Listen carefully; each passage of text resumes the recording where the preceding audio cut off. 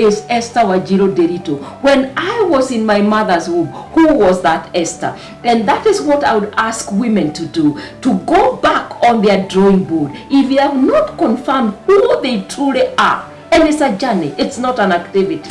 They need to call themselves for a meeting and confirm who they are, confirm their identity, and their identity is not about the titles they hold. It's not about being a Mrs., it's not about a mother. Those are only titles. What really matters at the end of the day, who are you? And once you discover who you are, I repeat again, you pursue your purpose, you pursue your destiny, you keep on your lanes, no matter what everybody thinks and tells you. She's a seasoned business lady with a solid track record of achieving corporate business objectives through providing strategic direction, diverse perspective, and positive leadership. An award winner, author, mentor, mother, and most importantly, powerful woman of God. Ladies and gentlemen, please allow me to introduce to you Dr. Esther Muchemi, CEO, Samchi Group. Hello, Dr. Esther. Hello, how are you, Nika? I'm fine. Yeah, good to see you. Good to see you too. You have an amazing profile. Thank you. Please tell me, what is your greatest inspiration in life? What is my greatest inspiration in life? Yes. My greatest inspiration in life is actually to know who I am, to know that I'm called for greatness. And because of that, I will always pursue my greatness regardless of the situation and the circumstances that I find myself in. So obstacles will be there, but then I never allow them to destroy and to kill my ambition to the greatness that I desire and I deserve. Beautiful. I was going through your profile and I came across something. You quit your 16-year career to venture into business, as you say, to set up a shop. And then several years later, you have a number of companies under your name. Like you have founded 8 companies and acquired 2 under Samchi Group. To your level of achievement, what have been your guiding principles? Wow, what is my guiding principles? One, I believe that it is very, very important that each and every person should identify and confirm what their destiny, their purpose is. I do believe in the why question, and not and until you have answered your why should you start a journey. Of course, yes, you are right, that I worked for 10 years, 11 years as an auditor. And then when I came out, I actually started a small audit firm. That's a part of me that people don't know. Yes. And the 11 and the 5 is what makes the 16 years. But the reason why I quit my career at a point when it was a great career to everybody else except me is because I realized my why was not be fulfilled in that journey. And so I just chose to quit. To be honest, today I wonder whether I knew where I was quitting to go where. And even though I didn't know where I was going, there was a underlying factor that I knew I wanted to be found where I'm most comfortable. Wow, yes. I wanted to pursue my goals, my destiny, my inheritance. And even if I didn't understand how, it was important for me to make that decision now that I felt like I have reached the end of the world as far as that was concerned. I needed to call myself back and tell myself, I can no longer continue blaming everybody else about my future, about what I want to achieve. Yes. And it's at that point that you make a decision and say, I'm calling myself into a meeting. I'm calling myself back to myself and taking full responsibility of whom I want to be without blaming anybody. Chart your way forward, and forward it shall be. Wow. Yes. Very beautiful. Yeah. And of course, at that moment when you decided now to quit your career to venture into business, there are those challenges you faced at that point. How did you rise above these challenges? I'm not sure whether I identified those challenges as I came out. Yeah. For me, the driving force, and I like people understanding this, because sometimes we analyze situations, and because of what I call over-analyzing a situation, Yes. you end up not even going for what you really want and what you deserve. So for me, at the very beginning, I was not thinking of obstacles. I was just thinking of what is the next big thing, as something that I use a lot in my language. Because whenever you reach at the end of what you have now, you always want to discover what is the next great thing. So for me, at that particular moment in life, is what was the next great thing. The next great thing was to be an entrepreneur. And so I came out and dipped my feet into the cold water. And what are some of the obstacles, and what are some of the challenges that I needed to deal with? One of the challenges that I needed to deal with was, Yes. I was coming from a very glorified career. To be a salaried partner then was a big thing. The salary was big, but imagine I was quitting and going into an area where I had no salary. So the first thing I had to deal with myself is to accept that I'm coming from a high level and agreeing to start from square one. Let me tell you, I even had to tear my credit cards because I realized I don't want to start living beyond my means. I had a good salary. I had a guaranteed income at the end of the month, but now I'm in a situation where I don't have that guaranteed income. Of course, the other problem that I had to deal with is the social pressure, and it is a fact that when you are up there, you have certain people that you socialize with. But then I realized I no longer, for example, can afford to go to the Muthaiga Golf Club, for example, and because of that, I also had to make certain decisions relating my social life. And for some time, I always say I was a laughing stock. I was the talk of both my enemies and my friends, because people could not understand this decision that I'm making to leave a career and come and start as a Dukawara, because that's what I became. And the other thing, yes, is that the issue of capital was also an obstacle, because I always wonder, even with that big salary, I never had enough saving to start my business. And by the time I finished partitioning my shop, so to say, I had only Kenya's shillings 50,000. Wow. And to be honest, that is what I used to start my business. So yes, the issue of capital was also an obstacle. But there's something I always say, and I truly believe. I am not where I am today because I have huge money. I have where I am and what I am today. It has a lot to do with my honesty and integrity. Yes. Because of that, people have supported me. My staff has supported me. My suppliers have supported me. My debtors have supported me. I've created an environment where people are able to trust me. So even when I didn't have money, to be honest, there are times people would come and give me millions of shillings and tell me, go and buy stocks and you come for the stock tomorrow, and A, B, and C. So one of the things I keep on stressing to people, especially the young people, that I do not believe that capital is a major limitation. There are other things that can become a limitation. Character is another thing you get, and so if you do not have character, if you don't want to invest in hard work, if you have no values, because this is what I say, that the values are so important. They form such a key foundation to who you become at the end of the day. So many of us are out there just copying people, and without confirming and asking themselves, is the foundation on which my lander is standing on, is the wall on which my lander is leaning on, could you confidently say that is strong enough? So for me, the so-called obstacles, somehow I never perceived them as something that will prevent me from getting to my goal. In fact, in my book, we say that as you pursue your purpose, you fight giants. But let me tell you, this is what we say, that giants should not swallow us. In fact, we should swallow our giants.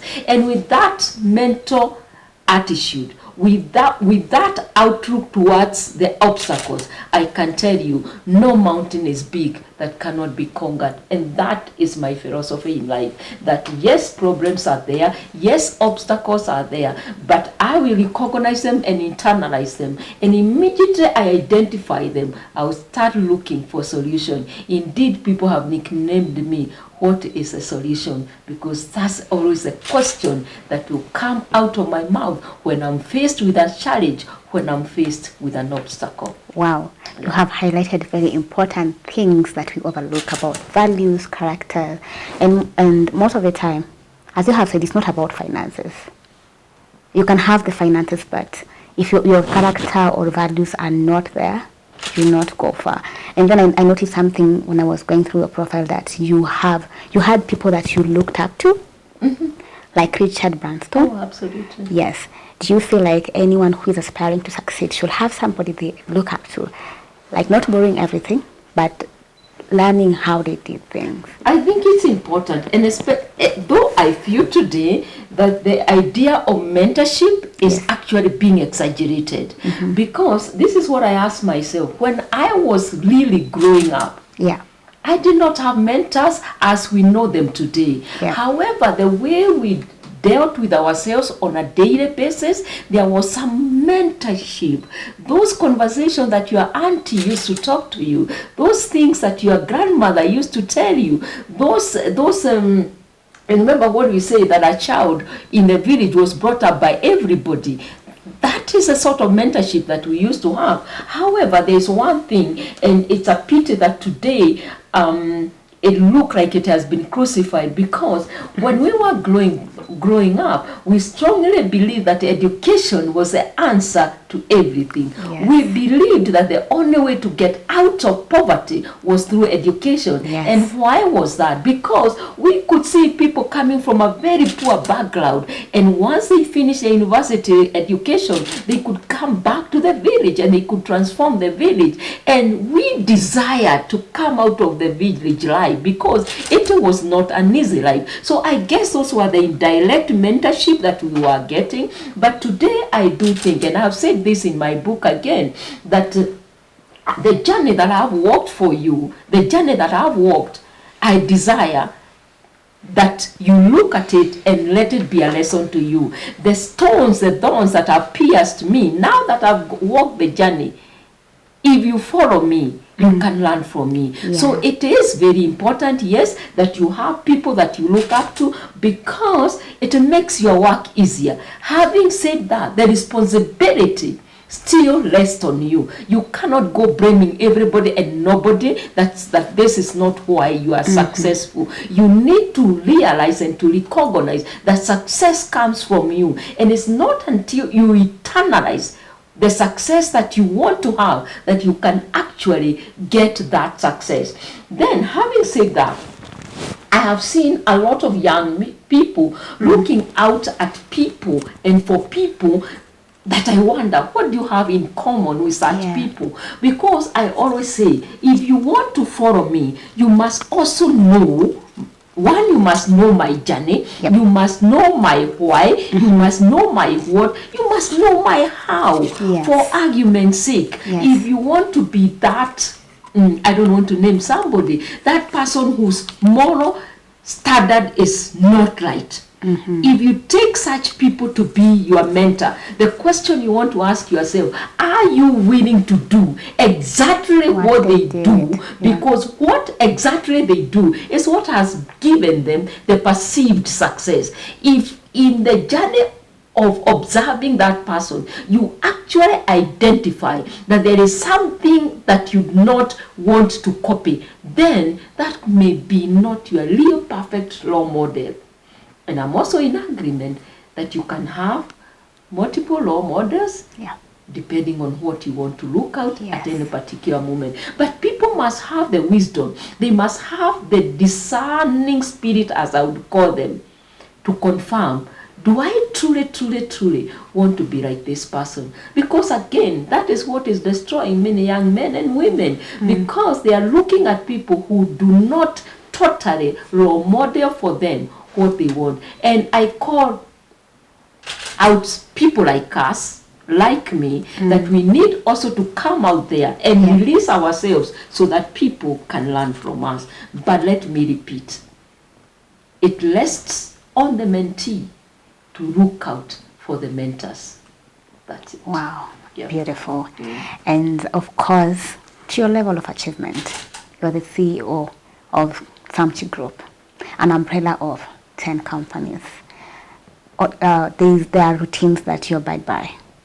Yes. Routines. Yes. What is your daily routine as Esther the CEO? My daily routine, I shared it a few days ago. Yeah. And I was excited yesterday that it was picked by one of the medias out there. Yeah. Because I do believe that character to a certain extent comes out of routines. Yes. You first of all start doing certain routines, and those routines become a discipline, and then you want to live with that within that discipline. Yes. And discipline is very, very, very important if you want to be successful. Yeah. And it is good even at whatever point one is. Whether you are even a young child, the mothers should teach their children to live a life of discipline. Yes. Let me tell you, oftentimes I've gone to the supermarket and I found this child screaming all over the mother. Imagine I feel like slapping the mother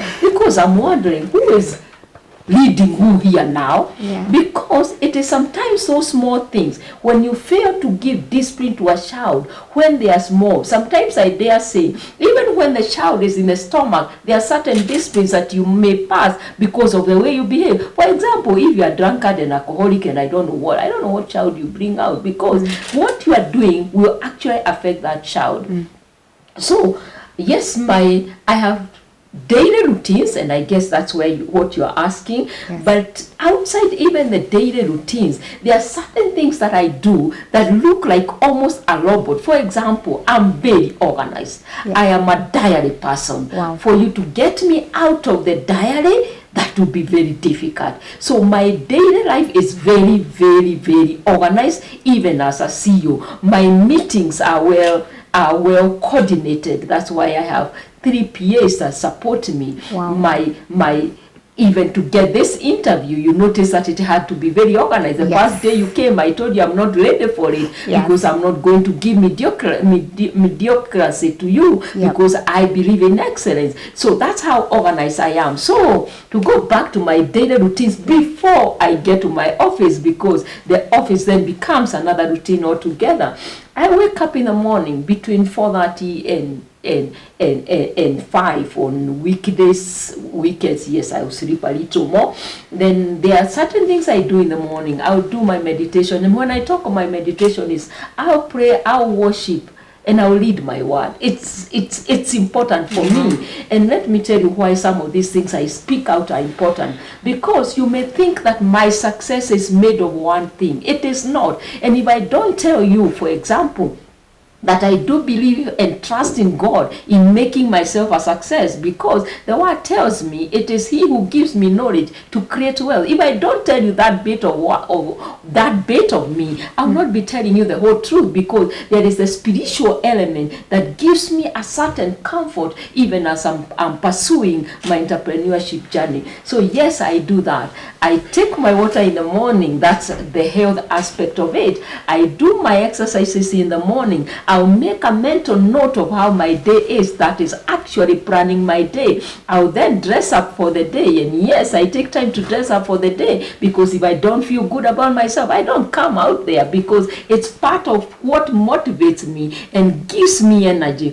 And yes, people should look good. Yeah. Yes, that's right. I think it's part of the deal. Yes. And then after that, I will leave my house and I will come and face the world with energy and with determination. Yeah. And every day becomes a day. And so that is important for me, because let me tell you, because it has become so much part of me. The days that I do not do it, I actually end up getting more tired or missing out on something, the energy level and all that. And because now I know that, and do you know why that becomes so? Because your body has been used to a certain recipe of of the day. So when you don't give your body that, it then asks for it. So you notice that what I've talked about is preparing my mental.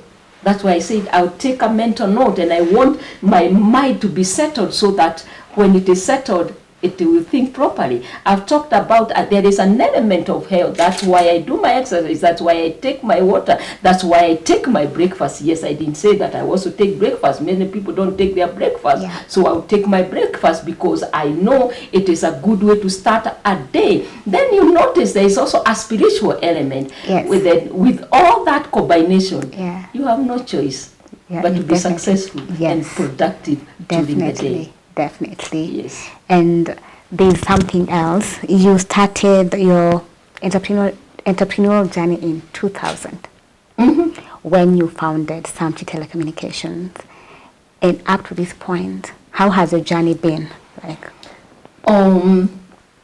Originally, when I started the journey, I guess, I'm not sure whether this is the correct statement, it was more difficult. Yeah. Maybe it's also tough now, but we have had the experience and we have the structure that helps us to do it. So when I started 2001, of course, as a Safaricom dealer, Samchi was a Safaricom dealer. Now we have 4 companies that are Safaricom dealers, so you can imagine. Yeah. And when we started, to be honest, for 10 years, I could do nothing else. And when I look back now, I know why I could not do anything else, because my resources were limited. My management structure was limited.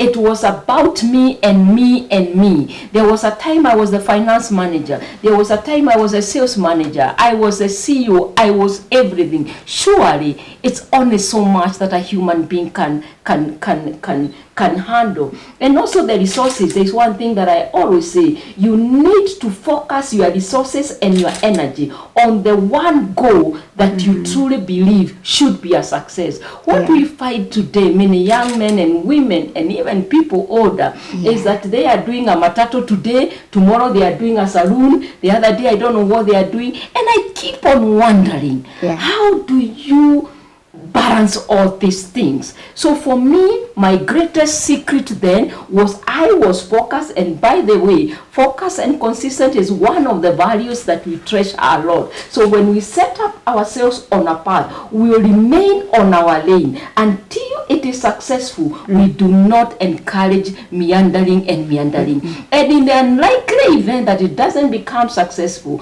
I always say I'll be humble enough to come back and say I gave it my very best, but I'm sorry, it is not working. So for 10 years I focused on one. After that, with the little money that we were generating here and there, I started buying small plots to the extent that I could afford. There are plots today that are in my basket that actually costed me 50,000.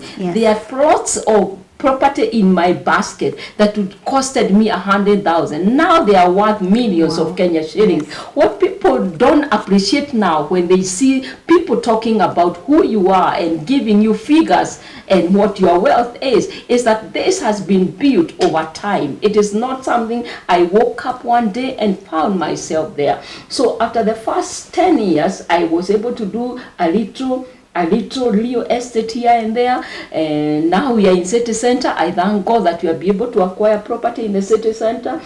But then it's part of the journey. After that, I realized that every 2 years or so, I could do a company.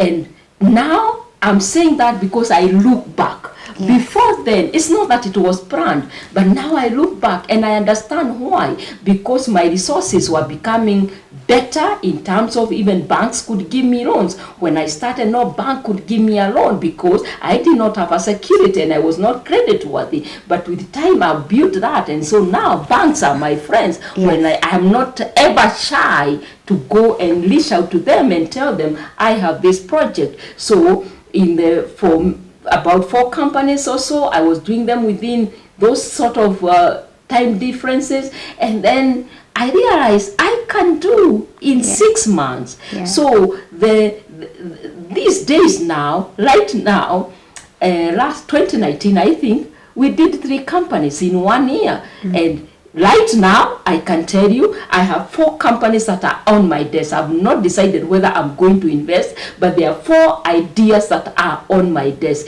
And why am I able to do that? Because I'm able to leverage on the people that work with me. My children now are working with me. They are directors with me. Each of my companies is headed by a general manager who is as competent as I could possibly be. Because of that, my work is just meet people. Wow. Strategize and give direction.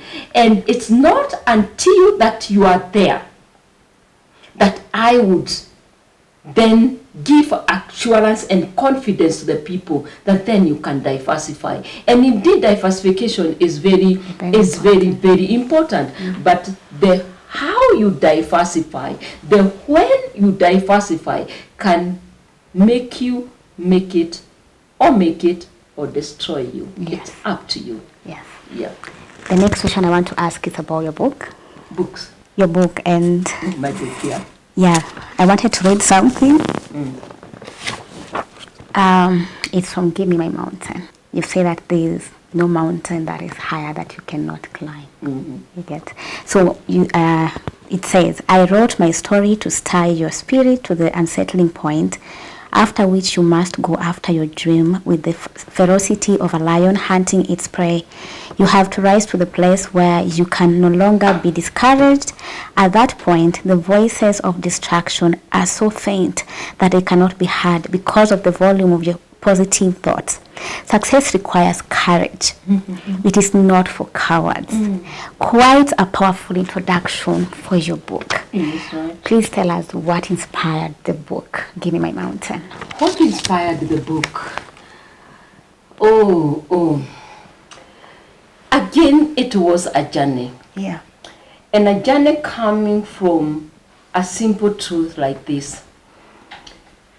I worship in Religious Baptist Church at a Pastor Wanje. And oftentimes I could go to his office and we'll have a conversation, a spiritual marketplace conversation. And always he'll tell me, Esther, I don't believe the knowledge, the wisdom that God has given you is yours alone. And that kept on disturbing me. And I go a second time and I'm asking, Pastor, I'm not a pastor. So how am I? What platform am I supposed to use so that I can share this, what God had given me? Yeah. I could go and speak to young people and they could ask me, Madam, which book have you written? And I'm saying, oh my good Lord. I remember one day I was having a talk somewhere on Gong Road, and one of the young men, I was talking of how you identify a business opportunity, and one of the guys, again, young man, asked me the same question, and I told him, oh, by the way, that's how businesses are born, and there comes a book, because you have asked me, I've internalized, and I've confirmed that there is a need that need to be addressed, and so and passed by. That was just a comment. In 2017, I was being given an international award, and people had a lot of problems trying to identify and to confirm who this lady is. And then my PR people told me that I need to go in the social media and start releasing a bit of whom I am and what I stand for. And I did that. And then my publisher in Uganda, that's why my book is published in Uganda, he started following me on the Facebook. And he told me, you know, Madam, you release so much wisdom. Your principles are so grounded that I'm not going to let you go until we write a book. And I told him, if you think there is a book, you go and write it. You know, you get it? And I commissioned him to go and look in all the articles, all my posting, all the interviews I have done, because I am a very consistent person. If you relate with me for a long period, you even begin to notice my vocabulary are the same.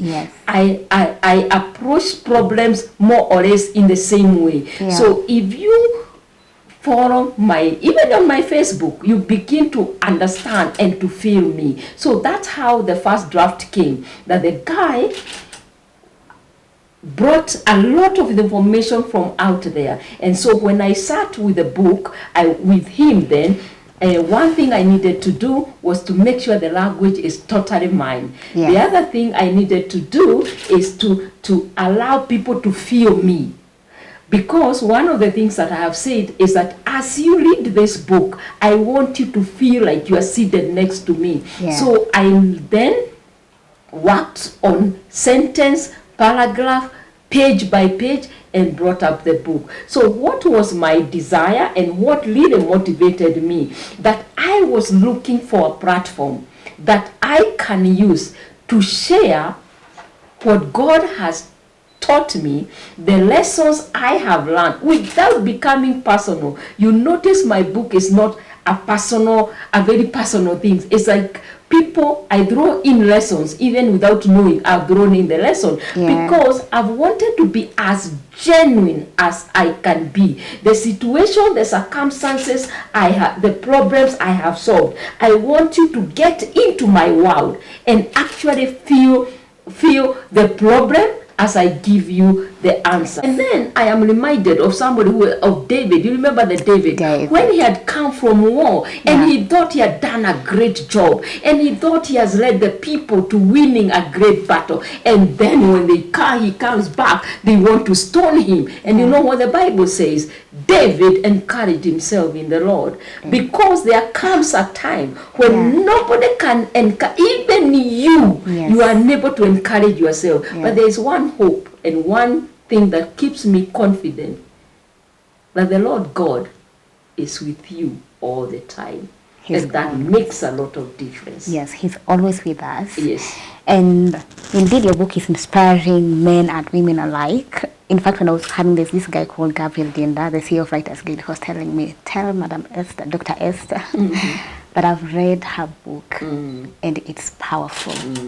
You know, and there's something you have mentioned, which leads to my next question. You've mentioned something that women face, the patriarchy. And indeed, your level of achievement, you have dealt with a lot of issues that emanate from men. How have you managed to stay on top of the game? Let me tell you something. Yes. First of all, I'm very grateful that my father brought me well. Yeah. Because when I was growing up, I really didn't know that there is a difference between a boy child and a girl child. We were given the same opportunity, and that opportunity was education. Yes. But when I wrote my book and then I got all these platforms, it is when it dawned on me that actually we have a problem. Yeah. Because when I sit in a forum with the people who I thought they were liberated, they are educated, they are lawyers, and the conversation is more or less the same. In fact, one day I went home and I asked God, is there something I've been missing? And then I started understanding it even more. And so, this is what I say, that being a woman or being a man has nothing to do with me. It has everything to do with God. Yes. And because of that, we were all created with our strength and with our weaknesses. And neither is a man perfect, neither is a woman perfect. We were meant to complement each other. Because of that, even in a home level, there need to be a complement of each other. Yes. In the corporate world, there need to be a complement of each other. In the boardrooms, there need to be a corporate of each other. In our politics, which is very tough for women, the politics need to realize that there is a place of a woman if we want to bring out a healthy society. And because of that, this is what I say. I want the men to realize what they are missing by denying women positions in the boardroom, in the parliament, in the executive, or wherever else in the society. And because of that, I want to push women not only to look for favors, because that is not sustainable. If you are begging from people, that is not sustainable. But if you push yourself to be your very best, Yes. people will soon recognize you. Today, as I deal with men, and I can tell you, I've been in boardrooms where I am the only woman and I am on the chair. Yes. You get what I mean? Yes. And to not only be a board member, but to be on the chair, it shows that there is a place for women. Yeah. And we are having now CEOs of multinationals who are women. So I do believe the world is waking up that women are leaders by design, Yes. and they cannot be put aside. So this is what I say, that I am more interested in the agenda than the gender. I'm not ignorant that there are certain cultural backgrounds that are oppressive to a woman. That's not what I'm saying. But even then, I want each woman to be able to realize or utilize the opportunities that you have been given, without looking out for help, especially help that is not morally right. Because if you go to a classroom, for example, you all sit for one exam, isn't it? Yeah. Be the best student that you can be. After that, you go to the university with your first division or whatever, I don't know what the A minus or A or whatever the grades they get these days. Once you become the very best, to be honest, Muka, it will be very difficult to put you down. Yes. So today, I face people on equal terms. I guess it's because I have proved myself by working hard and delivering results that can be seen by both man and women. So I'm not scared of facing the men today, neither am I scared of facing the women today, because my agenda is my destiny, is my inheritance. Outside that, I call them sideshows. Wow. Yeah. Your agenda is your destiny. Yeah. And it's your inheritance. Outside that is a sideshow. It's a sideshow. Yes. Quite powerful. Yeah. As we approach winding up, I want you to talk to the women out there. Yeah. We like being victims of ourselves. Victims. Yes. All right. Yes. So I want you to speak to that woman out there who is feeling that they cannot do anything because maybe they are facing some circumstances. Talk to them. I think what I would ask women to do is to call themselves for a meeting wherever and at whatever stage they are in life. That meeting will be about discovering who they are. In fact, I call it a self-discovery journey. And for your information, I did that journey a second time when I lost my husband, because I thought my identity was in my husband. So when I lost my husband, I needed to call myself into a meeting and discover who is Esther Wajiro Derito. When I was in my mother's womb, who was that Esther? And that is what I would ask women to do, to go back on their drawing board. If they have not confirmed who they truly are, and it's a journey, it's not an activity. They need to call themselves for a meeting and confirm who they are, confirm their identity. And their identity is not about the titles they hold. It's not about being a missus, it's not about a mother. And being a missus is a great thing. Being a mother is a great thing. I am a mother and I know the joy of being a mother. But that does not give me my identity. Being a CEO, that does not give me an identity. Those are only titles. What really matters at the end of the day, who are you? And once you discover who you are, I repeat again, you pursue your purpose, you pursue your destiny, you keep on your lanes, no matter what everybody thinks and tells you. That's it. Wow. Yeah.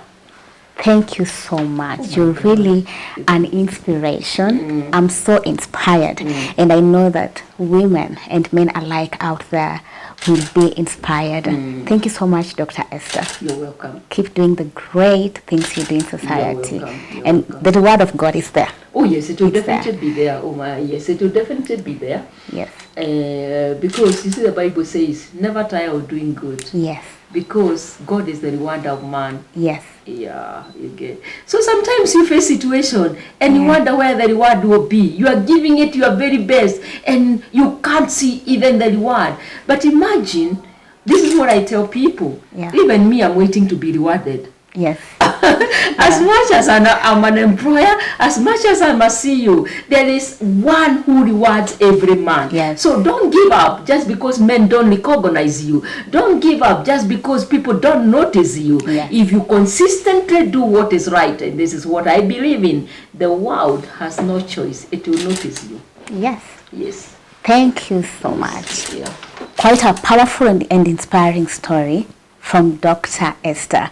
And as you have heard, it's not about what you are. It's not about your title. It's not about your position in the home. It's not about you being a mother or a pastor. It's about understanding who you are. Once you find out who you are, everything else falls in place. This is She Leads, brought to you by me, Ablatia Imbukwa. Please keep it Success Africa.